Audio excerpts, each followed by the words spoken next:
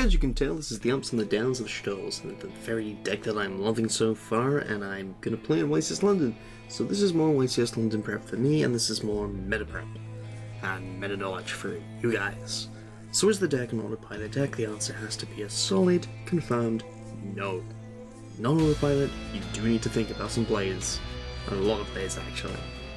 What's the playstyle of this? Does this fit your playstyle? You can make this aggressive, but the overall playstyle is control.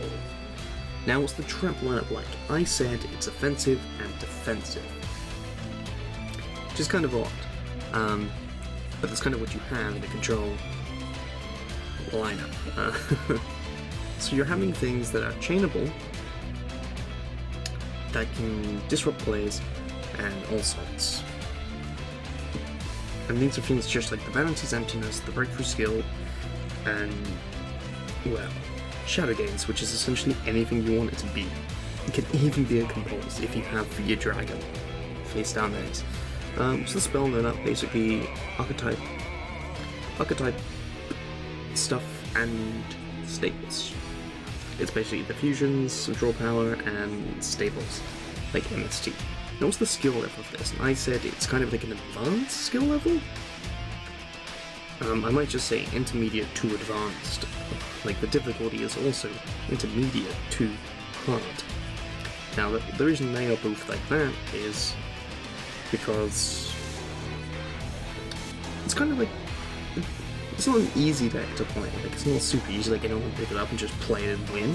You have to think about what you're doing, you have to like be able to control the game and all sorts, just so you can do relatively well, which is kind of really good, and I think a lot of decks need to do that, because without that, then you're not having skillful players doing well.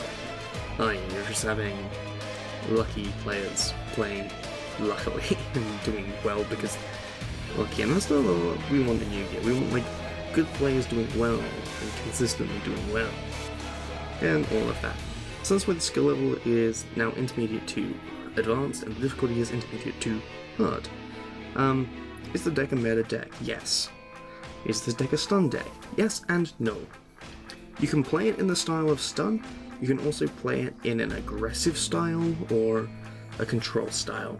I wouldn't say all control decks are stun, and I wouldn't say all stun decks are control, which is a very strange point there. Okay, so what are some good cards in there, and what are some good cards to play? And there are a lot of good cards you can play in here. Shadow Games is a great card, Dragon's good, but their fusion is good, Super Poly's good, Construct, Winter, BLS, the Baby Cash Dragons, and the synchros that they play are all good cards. A lot of it is basically good cards. So, what are some good plays in there? Now, Shadow Games is essentially anything you want it to be. If you have a face down dragon, it's a Compulse. If you have a face down Squamana, it's Destruction. Or just one monster, it's great. If you have Falco, you can send the beast to flip the Falco. You draw one card and you special summon the beast face down. You then will draw 2 cards and discard 1. It's really good. It's also an MST, it's a really, really good card. Oh, and it's so beneficial, like, in the mirror as well. And you can also send Hedgehog to search for another Shadow card, and you can send Core to add fusions back. It's really powerful and it's really good. It should be used a lot more than it has. So this has been a quick talk about Shaddolls, which may or may not be informative. I hope it has, but if it hasn't, then oh well. I tried at least, right? Yeah. So like, favorite, comment, subscribe, all that jazz. I'll see you in the next video where I talk about signing against them and how to possibly beat them. And yeah, have fun till then, guys.